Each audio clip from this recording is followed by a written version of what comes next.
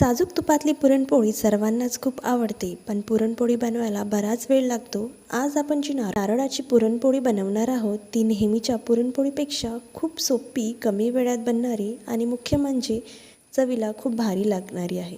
तर नमस्कार, मी पूजा तुम्हा सगळ्यांचं मनापासून स्वागत करते पूजाज किचनमध्ये.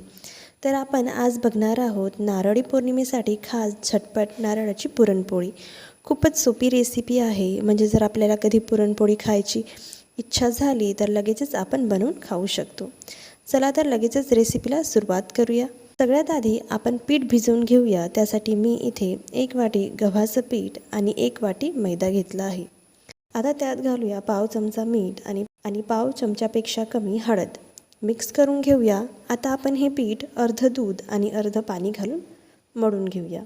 तुम्ही इथे पूर्णपणे पाणीसुद्धा घेऊ शकता. असं थोडं थोडं पाणी घालून पुरणपोळीच्या पिठाप्रमाणे पीठ छान सैलसर मळून घेऊया.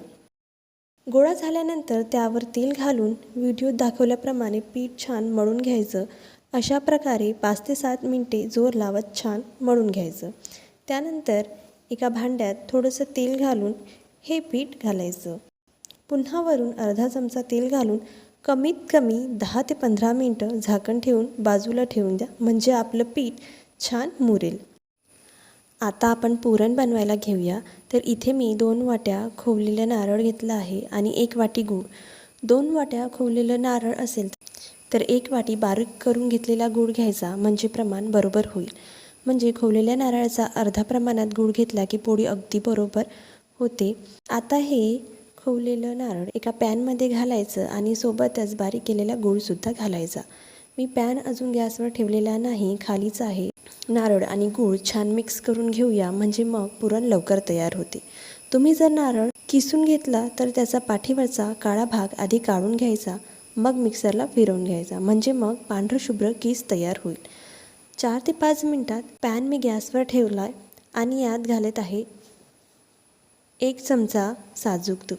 मिनिटभर छान मिक्स करून घ्यायचं आणि मग यात घालायचं अर्धा वाटी फुटाणा डाळीचं पीठ. याऐवजी तुम्ही बेसन घातलं तरीही चालेल. हे पीठ घातल्यावर काय होते तर हे पीठ घातल्यानंतर चव तर चांगली येईलच, पण त्याचबरोबर आपल्या पुरणाला छान बाइंडिंगसुद्धा येईल. फुटाणा डाळीचे पीठ घालताना ते सुरुवातीलाच घालायचं, म्हणजे ते तुपाबरोबर छान भाजलं जाईल. इथे पिठाचं प्रमाण लक्षात घ्या. जर आपण 2 वाट्या खोवलेलं नारळ घेतलं तर त्यासाठी अर्धा वाटी फुटाणा डाळीचे पीठ किंवा मग बेसन पुरेसं आहे. या प्रमाणानुसार पुरण चुकणार नाही, अचूक प्रमाणात बनून तयार होईल. आता साधारणतः 5 ते 7 मिनिट हे पुरण अगदी लो फ्लेमवर गोळा होईपर्यंत परतत राहायचं.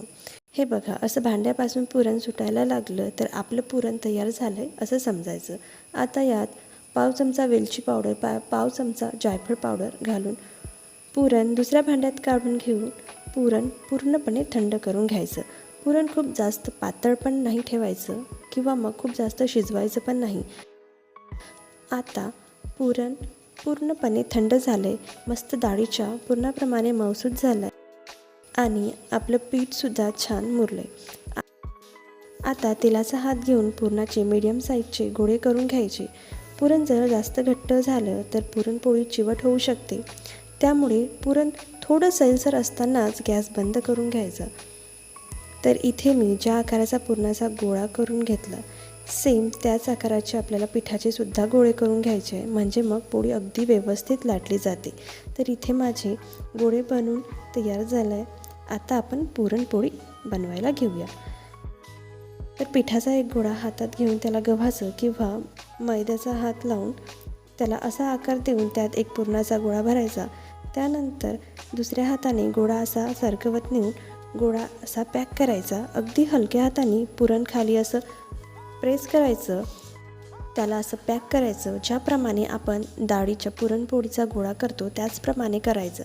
जर जास्तीचं पीठ असेल तर काढून टाकायचं, जर नसेल तर तिथेच पॅक करायचं. आता पुरणपोळी लाटताना मैदा किंवा पीठ घालून गोळ्याची जी बाजू बंद आहे ती बाजू अशी खाली ठेवून असं हाताने टॅप टॅप करत पसरवून घ्यायचं, म्हणजे मग पुरण सगळीकडे एकसारखं पसरेल. त्यानंतर अगदी हलक्या हाताने पुरणपोळी लाटून घ्यायची.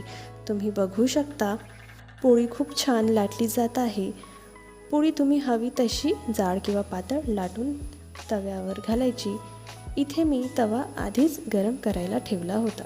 पोळी तव्यावर घातल्यानंतर जास्तीचं पीठ जे असेल तर ते झटकून घ्यायचं. साधारणतः 1 मिनिटात पोळी एका साईडने छान भाजली गेली की तिला पलटी करून दुसऱ्या बाजूने तूप लावून घ्यायचं. तुपाऐवजी जर तुम्हाला तेल आवडत असेल तर तुम्ही तेलसुद्धा लावू शकता.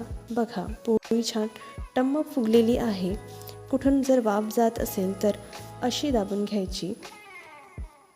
ही पोळी तुम्ही जशी पाहिजे तशी भाजू शकता. म्हणजे जर तुम्हाला मऊ पोळी खायची असेल तर पोळी थोडीशी जाडसर लाटून मीडियम टू हाय फ्लेमवर भाजून घ्यायची आणि जर खरपूस खायची असेल तर थोडीशी पातळ लाटून लो टू मीडियम फ्लेमवर खरपूस भाजून घ्यायची. अगदी न चुकता चणा डाळीची पुरणपोळी कशी बनवायची हे सुद्धा मी आपल्या चॅनलवर दाखवलं आहे. तुम्ही बघितलं नसेल तर नक्की बघा.